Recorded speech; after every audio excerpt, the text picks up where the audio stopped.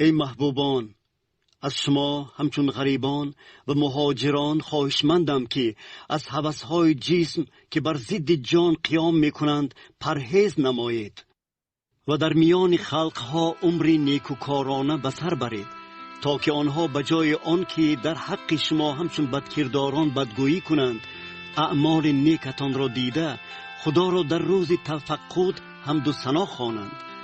پس به خاطر خداوند به هر سرور آدمی اطاعت نمایید، خواه به پادشاه همچون حاکمیت عالی، خواه به حاکمان همچون کسانی که از جانب وی فرستاده می شوند، تا که جنایتکاران را جزا دهند و نیکوکاران را تقدیر کنند.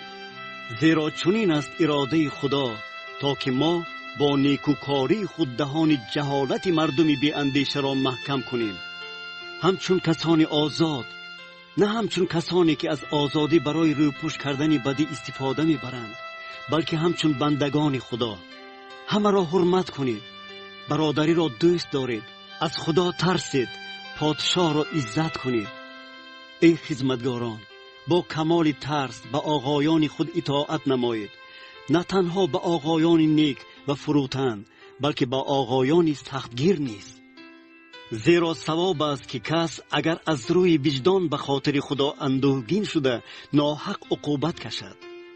زیرا چه فخری هست اگر شما برای کردار بد شلاق خورده طاقت کنید، اما اگر برای نیکوکاری عقوبت کشیده طاقت کنید، این مقبول خداست.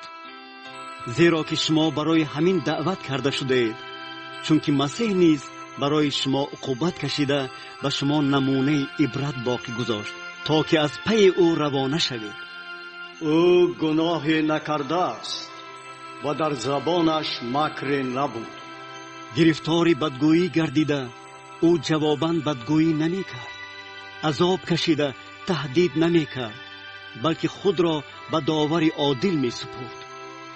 او شخصاً گناه های ما را در بدن خود به دار برداشت، تا که ما از گناه ها فارغ شده برای عدالت زندگی کنیم. شما از جراحت های او شفا یافتید. زیرا که شما مثل گوسفندان گم شده بودید، لیکن حالا سوی چوپان و ناظر جانهای خود برگشته اید.